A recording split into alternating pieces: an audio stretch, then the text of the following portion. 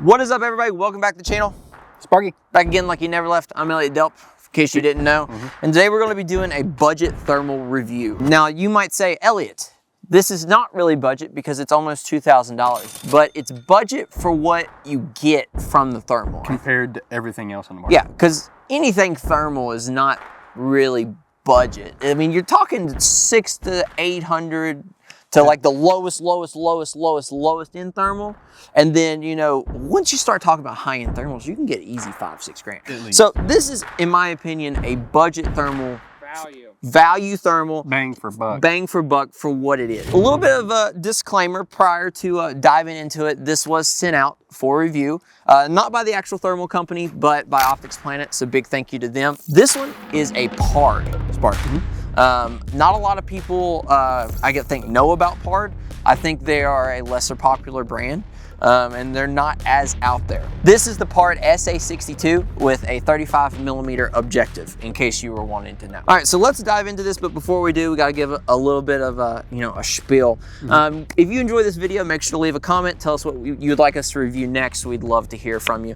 Make sure to like and subscribe as well, because all of that helps. If you want to check out this stuff, head on over to Basement Operator. There you can find some awesome merch, or you can find some other cool stuff at Basement Operator.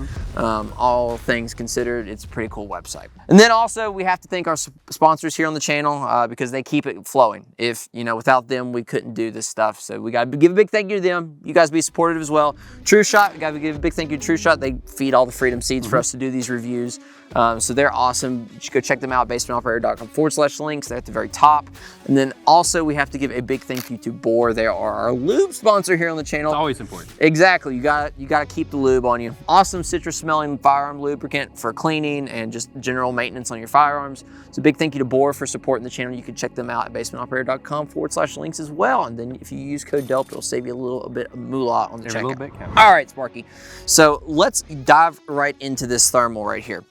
Okay, so this thermal is set up on my coyote hunting setup. Like, this is my go-to. This is a 16-inch ballistic advantage, 6.5 Grendel. Love this thing. Awesome shooter, accurate gun.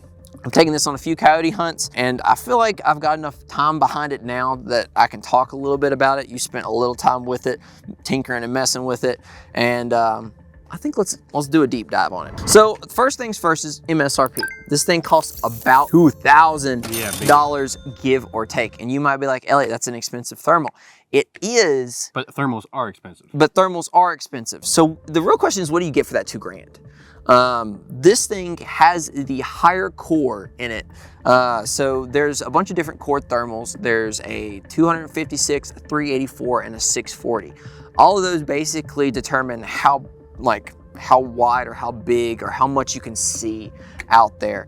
And generally the higher the core, the more you can see, and the better you can see. The better you can see, and it kind of translates, and then you're gonna pick up more detail. You're gonna pick up more detail. Well, kind of.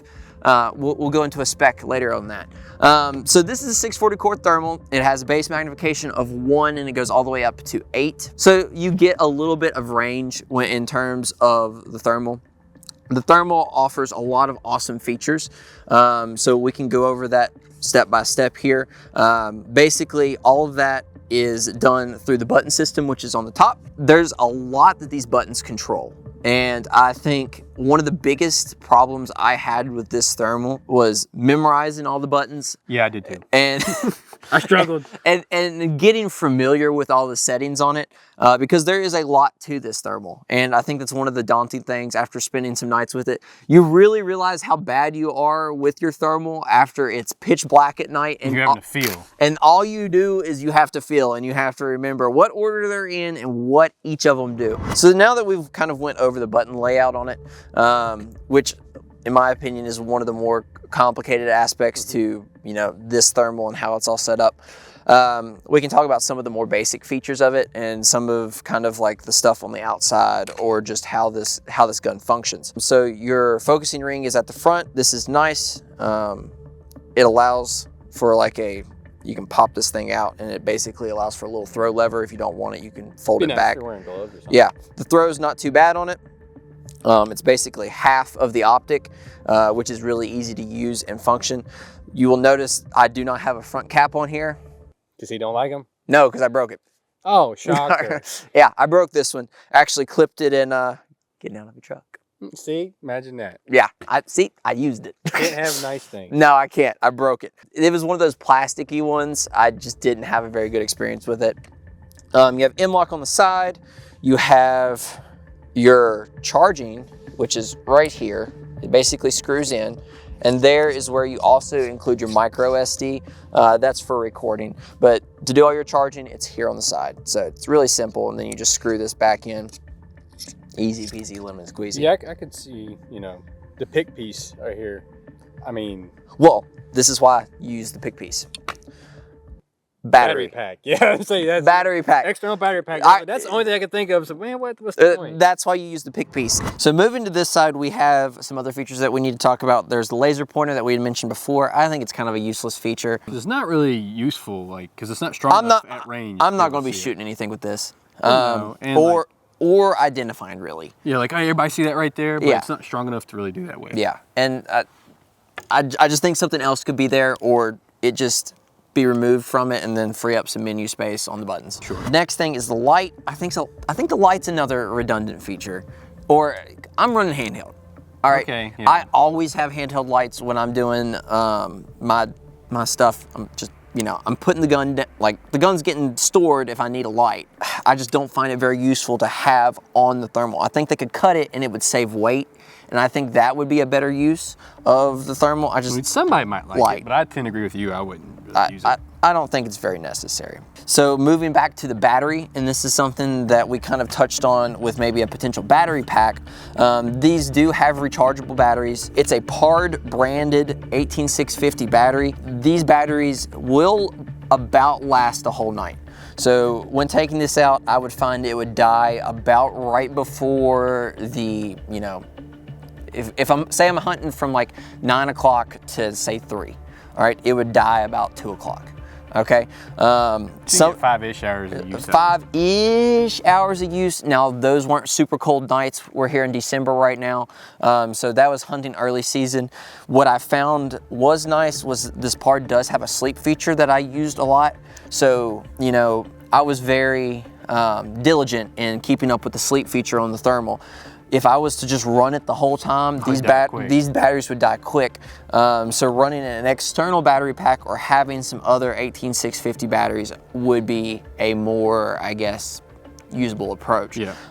Definitely carry spare batteries though.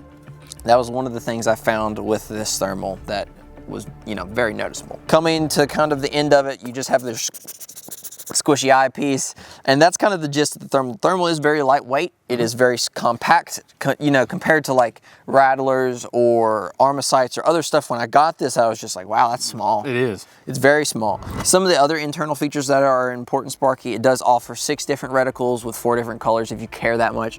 Honestly, I'm just picking the crosshair, and that's what I use. I like red. And then, you know, you have your 6 different color palettes. We'll pop up the color palettes here in a little bit, and you can go through them all. We'll do about 100 yards. We'll have our cameraman Hunter run down there, and you know, good looking. Yeah, you'll get to see him at 100 yards with this thermal. Get to see how hot he is. Oh yeah, you will get to see how hot he is. One of the things I think it's important to mention is the app, because we kind of briefly talked about the Wi-Fi connectivity. There is an app on the App Store. It's kind of a random, janky Chinese app. It's not super user-friendly. I think that it can definitely be improved upon. It's not also dedicated to the PARD. It's kind of like a third-party app that the PARD will work with. Kind of sketchy to download, if I'm going to be completely honest with you. My phone's about to die. Yeah. It works. You're able to transfer your footage off of it. You're able to download your footage off of it. Which can be handy, but... It is. And there's other apps out there that work a lot better. AGM. But it does have the option. It's not great, but it does have the option. It does have heat tracking. That is one of the features. I don't think, after some use with it, it's nice, but I don't think I like it. It clogs up the whole screen. Yeah, it gets in the way. Yeah, it has it. I don't like it. It does have auto recording, so I did find that very useful. You don't have to worry about clicking that button. What it'll do is, you know, it anticipates or it fills the recoil, and it's constantly recording, and then it'll use save that portion. It'll save that portion. So when you see the shots with the coyotes, it was using that auto record feature. So that's really nice. One of the things. You gotta sit there and, oh crap, I didn't hit record. No. Okay, so now that we've kind of talked about kind of the general features of this, I know we didn't go into like the super gritty detail of it. That's for, you know, maybe a different video.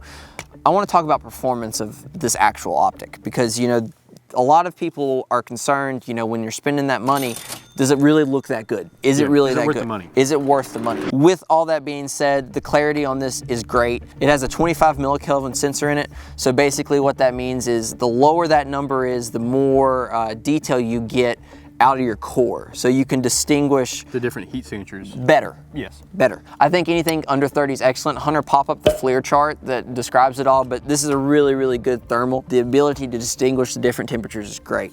And when you're looking down range, when we pop up, it's just, you know, it's very clear, very nice. And I think that's what I would look for, and one of the things that I would consider when buying your thermal.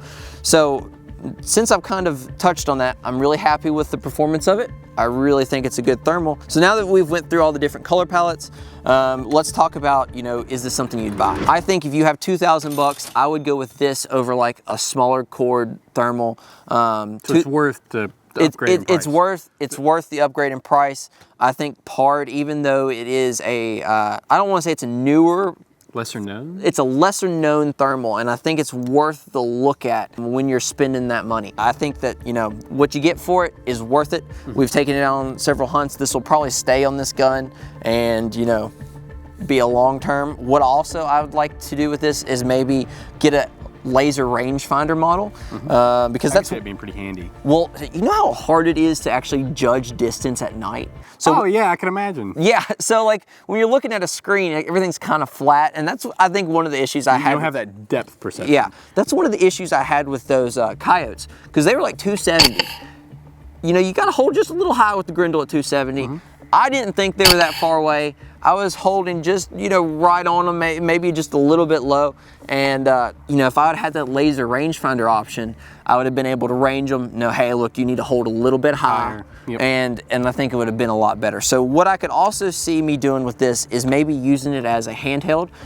So you could pop these mounts off, pop the bottom mount off, and you can just use it as like a circular handheld. And I think that would be a good option, and maybe get a laser rangefinder thermal. That's what I would do. Because, I mean, this one's also small enough where you could easily use as a handheld. Exactly. And that's one of the things that, you know, we look for when we're reviewing thermals, especially handhelds, is like, how big is it? Will it take up a lot of space in a bag? You know, what are you using and how you're using it? That was something I was really impressed with, was for the size of it, all the features, and how good of a job it did. Because when I first got my hands on it, I'm like, oh, you know, this is just, you know, I don't see how this is going to have all these functions to it, but at that size, I was very impressed. So Sparky, any final thoughts?